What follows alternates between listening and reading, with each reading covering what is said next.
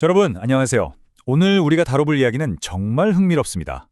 엄청난 위기 상황에서 사람의 내면과 신앙이 도대체 어디까지 흔들릴 수 있는지 그 심리적 긴장감을 아주 날것 그대로 보여주는 사례를 하나 가져왔거든요. 바로 이스라엘의 초대 왕 사울의 이야기입니다. 그냥 뻔한 옛날 종교 이야기가 아니에요.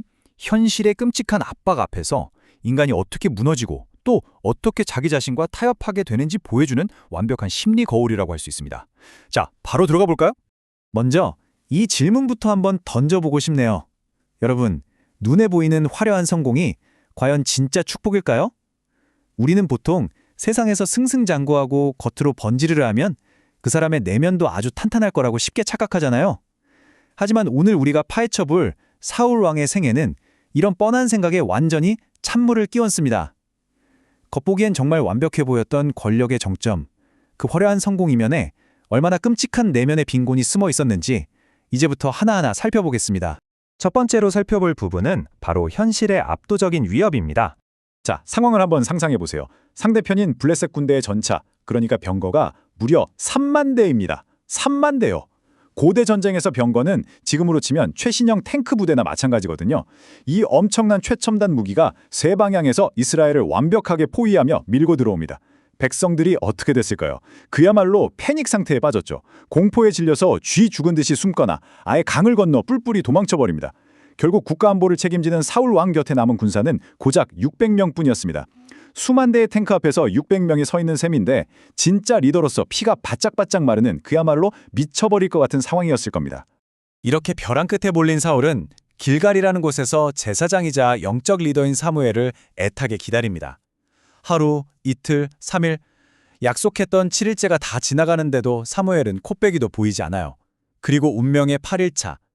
저 멀리 블레셋 군대가 진을 치고 점점 좁혀오는 게 눈에 보이자 백성들은 극도의 공포에 질려 아예 대놓고 흩어지기 시작합니다. 시계는 째깍째깍 흘러가고 보이지 않는 신에 대한 굳건한 믿음은 당장 눈앞에 들이닥친 현실의 공포에 완전히 잡아먹혀버린 거죠. 바로 이 숨막히는 순간에 사울은 자기 인생을 완전히 박살내버릴 치명적인 결정을 내리고 맙니다. 이어지는 두 번째 파트, 두려움이 낳은 치명적인 타협입니다. 백성들이 막 도망가니까 사울은 완전히 이성을 잃습니다. 어떻게든 이들을 붙잡아 두려고 자기가 직접 제단에 올라가 번제를 드려버려요. 여러분, 이게 단순하게 절차 좀 어긴 가벼운 실수가 절대 아닙니다. 약속된 룰을 깼고 영적 권위자인 제사장을 전혀 신뢰하지 않았다는 증거거든요. 무엇보다 자신이 왕으로서 어떤 역할을 해야 하는지 그 부르심의 본질 자체를 완전히 착각한 겁니다. 극도의 불안감 속에서 내가 이 무너지는 상황을 어떻게든 통제해야 해 라는 강박에 사로잡혀서 넘지 말아야 할 선을 시원하게 넘어버린 아주 심각한 월권행위였던 거죠. 여기서 정말 뼈 때리는 문장이 하나 나옵니다. 내면에 집중하지 않는 지도자, 외면에 집중하는 지도자. 사울은 보이지 않는 절대자보다 당장 자기 눈앞에 칼을 들고 서 있는 블레셋 군대가 100배, 1000배는 더 무서웠던 거예요. 이 거대한 현실의 벽 앞에서 그는 신앙의 본질 같은 건 아주 쉽게 내팽개쳐버립니다. 눈에 보이는 얄팍한 실용주의를 선택한 거죠. 리더 한 사람이 내면의 중심을 잃고 불안에 떨 때 그 조직 전체가 얼마나 순식간에 위험해질 수 있는지 정말 소름 돋게 보여주는 장면입니다. 자, 이제 분위기를 좀 바꿔서 세 번째 파트, 요나단의 역설적인 신앙으로 넘어가 보겠습니다. 여기서 아까인 사울과 아들 요나단의 행동이 진짜 극명하게 대비되는데요. 사울이 우리 병력 몇 명 남았지, 저긴 몇 명이지? 하면서 숫자에 집착하고 두려움에 덜덜 떨고 있을 때 아들 요나단은 완전히 미친 짓을 벌입니다. 달랑 자기 무기 드는 부관 한 명만 데리고 그 수만 명의 적진 요새로 쳐들어가요. 이건 인간적인 계산기로 두드려보면 승률 제로, 그냥 자살행위잖아요? 하지만 요나단은 그 눈에 보이는 끔찍한 현실을 깨부수고 나갑니다. 보이지 않는 본질을 굳게 믿고 완전히 판을 흔들어버린 거죠. 종교적인 형식에만 벌벌 떨며 매달리던 아버지 사울과는 아예 차원이 다른 진짜 백의 신뢰를 보여준 겁니다. 요나단이 적진으로 돌진하면서 외쳤던 이 말을 한번 들어보세요. 여호와의 구원은 사람의 많고 적음에 달리지 아니하였느니라. 와, 정말 멋지지 않나요? 이게 바로 오늘 해설의 가장 핵심적인 돌파구입니다. 완전히 기울어진 절망적인 판도를 뒤집는 진짜 힘은요, 우리 통장 잔고나 스펙, 눈에 보이는 숫자가 아니라는 거예요. 보이지 않는 능력을 향한 흔들림 없는 믿음, 바로 거기서 기적이 시작된다는 걸 이 단 2명의 결사대가 완벽하게 증명해냅니다. 꽁꽁 얼어붙어 있던 전쟁의 흐름이 이 대담한 행동 한 방에 완전히 뒤집히거든요. 네 번째 파트입니다. 종교로 위장한 자기 중심주의에 대해 살펴볼게요. 자, 아들 덕분에 기적처럼 승리가 눈앞에 다가오자 사울이 갑자기 마음이 다급해집니다. 한참 치열하게 적을 쫓아가야 할 군인들에게 어처구니 없는 명령을 내려요. 내 원수에게 복수할 때까지 아무것도 먹지 마라. 아니, 밥을 먹여도 모자랄 판에 금식령이라니요? 이건 신앙심이 깊어서가 절대 아닙니다. 철저하게 자기 개인의 복수심을 채우고 군대 전체를 자기 입맛대로 통제하려고 종교를 무기처럼 휘두른 거예요. 백성들이 굶어 죽든 말든 내 권위가 먼저라는 거죠. 결국 이 말도 안 되는 맹세 때문에 병사들은 굶주리다 못해 범죄를 저지르고 심지어 전쟁 영웅인 아들 요나단까지 하마터면 사형당할 뻔합니다.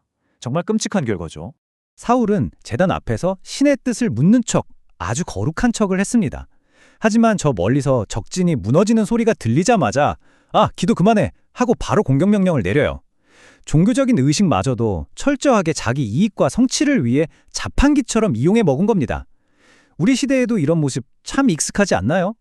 겉으로는 아주 선하고 거룩해 보이는 행동이라도 그 속을 파헤쳐보면 결국 자기 자신의 이기적인 야망이나 통제욕을 채우려는 수단으로 변질될 수 있다는 걸 아주 날카롭게 꼬집어주는 대목입니다. 마지막 5번째 파트, 외적인 성공과 영적인 빈곤입니다. 사실 그냥 철저하게 세상적인 기준으로만 딱 놓고 보면 사울은 진짜 능력 있는 왕이었습니다. 사방에서 쳐들어오는 적국들 싹 다 물리쳤죠. 이스라엘 영토 아주 튼튼하게 지켜냈죠. 나라를 하나로 묶어낸 통일국가의 리더로서 그 군사적인 능력 하나는 끝내주게 입증했습니다. 막강한 군사력을 바탕으로 세상 사람들이 열광하는 그 성공의 기준은 완벽하게 충족시킨, 겉보기엔 정말 흠잡을 데 없는 성공한 인생이었습니다. 하지만 그 화려한 성공의 장막을 걷어내고 이면을 들여다보면 정말 비극적인 아이러니가 기다리고 있습니다. 반짝이는 갑옷 속에 감춰진 사울의 내면은 그야말로 바싹 메말라 있었어요. 누가 내 권력을 빼앗아가면 어쩌지? 하는 편집증과 불안감에 하루하루 갉아먹히고 있었죠. 진정한 순종이나 믿음은 온데간데 없고 그저 껍데기뿐인 종교적 형식에만 강박적으로 매달렸습니다. 세상의 모든 것을 다 가진 권력자처럼 보였지만 실상은 그 누구보다 퉁 비어있고 가난했던 가장 지독한 영적 빈곤 상태였던 겁니다. 그래서 우리는 처음에 던졌던 그 질문으로 다시 돌아오게 됩니다. 이것이 과연 진정한 축복일까요? 겉으로는 그 누구보다 화려했지만 속은 무섭게 썩어 들어갔던 사울 왕의 이야기는 지금 이 복잡한 현대를 살아가는 우리에게 정말 묵직한 한 방을 날립니다. 여러분의 삶은 지금 어떤가요? 혹시 우리도 눈앞에 보이는 실적, 통장 잔고, 스펙 이런 숫자들에 쫓기느라 정작 내 안에 가장 중요한 본질을 잃어버리고 있지는 않습니까? 그 화려한 포장지 속에 진짜 나를 지배하고 있는 건 무엇인지 한 번쯤 깊게 성찰해 보시는 시간이 되었길 바랍니다. 오늘 해설은 여기서 마치겠습니다. 끝까지 함께해 주셔서 감사합니다.